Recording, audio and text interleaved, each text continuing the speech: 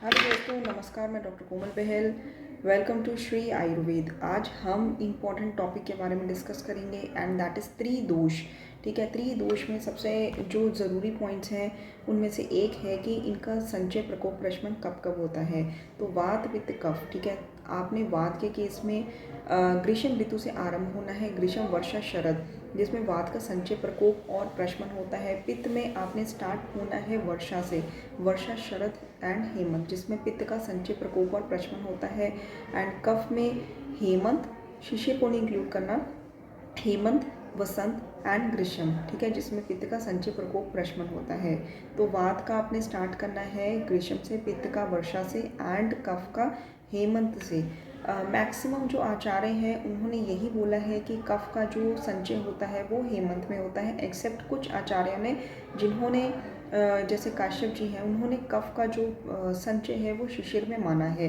But first choice will be कि कफ का जो संचय होता है वो हेमंत में होता है। ठीक है, तो ये आपने ऐसे याद करना है। दूसरा तरीका लर्न करने का ये है कि आपने वो ऋतुएं याद कर लेनी है जिसमें दोषों का प्रकोप होता है। जैसे कि वात का प्रकोप होता है वर्षा में एंड पित्त का होता है शरद में एंड कफ का होता है वसंत में। तो इनके पहले वाली और बाद में वाली जो ऋतु है उसमें संचय एंड प्रशमन होता है। जैसे कि वर्षा के पहले वाली ऋतु जो ग्रीष्म है उसमें वात का संचय है एंड बाद वाली ऋतु शरद में उसमें वात का प्रशमन है। पित्त में शरद से पहले वाली ऋतु वर्षा है, उसमें संचय एंड बाद वाली ऋतु हेमंत है, उसमें प्रशमन। एंड इसी तरह से कफ में हेमंत, जो कफ में वसंत से पहले वाली जो ऋतु है उसमें संचय होता है। और क्योंकि वसंत से पहले वाली शिशिर है तो मैंने आपको बोला कि शिशिर जो है उसको आपने नहीं इंक्लूड करना, हेमंत को इंक्लूड करना है। तो हेमंत में संचय एंड वसंत के बाद वाली ऋतु है जो ग्रीष्म, उसमें कफ का प्रशमन। तो ये हो गया दोषों का संचय प्रकोप एंड प्रशमन। एंड सेकंड थिंग इज़ कि आशय आश्रय भाव। देखिए, जो रस है, मांस, मेद, मज्जा और शुक्र, ये कफ का स्थान है। और कफ अगर मतलब कफ का स्थान इन द सेंस कि ये कफ और ये जो धातु हैं ये आशय आश्रय भाव हैं। कफ की दुष्टि होगी तो इनकी भी दुष्टि होगी। उसी तरह से पित्त, स्वेद और रक्त, ये आश्रय भाव है। पित्त दोष की अगर दुष्टि होगी तो इन दोनों की भी दुष्टि होगी। वायु और अस्थि जो है ये भी आश्रय भाव है। अब जब दोष की दुष्टि होती है, मतलब कि दोष की दुष्टि में या तो उसका वृद्धि होती है या क्षय होता है, आउट ऑफ बैलेंस दोष चला जाता है। अब हम चिकित्सा से अगर दोष की वृद्धि होती है तो हम चिकित्सा से उसका क्षय करते हैं, मतलब लंघन करते हैं। और अगर उसका क्षय होता है दोष का तो हम उसका भृंगन करते हैं। ठीक है, पित्त का क्षय हुआ, उसकी वृद्धि कर दी भृंगन करके, भृंगन चिकित्सा करके। ठीक है, तो वो बैलेंस में आ गया तो रक्त और स्वेद भी बैलेंस में आके उनका भी प्रशमन हो जाता है। और यही नियम लागू है सभी पर, सर्वत्र नियम लागू है।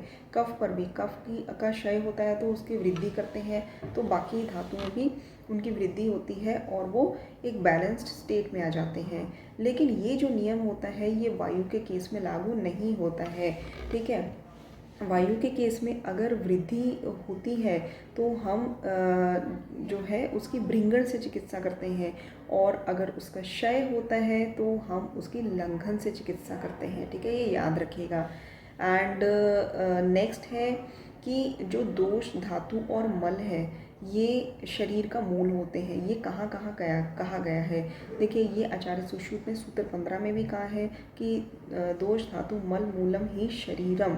ठीक है, एंड ये है अष्टांग संग्रह में भी कहा गया है। अष्टांग संग्रह में क्या लाइन बोली है, मीनिंग सेम है, बस शब्दों का हेर फेर है। उसमें कहा है कि दोष धातु मल मूलो ही देहम, और अष्टांग हृदय में क्या कहा गया है कि दोष धातु मल मूलम ही सदा देहस्य। ठीक है, दोष धातु मल मूलम ही शरीरम, सुश्रुत जी ने कहा है सूत्र 15 में।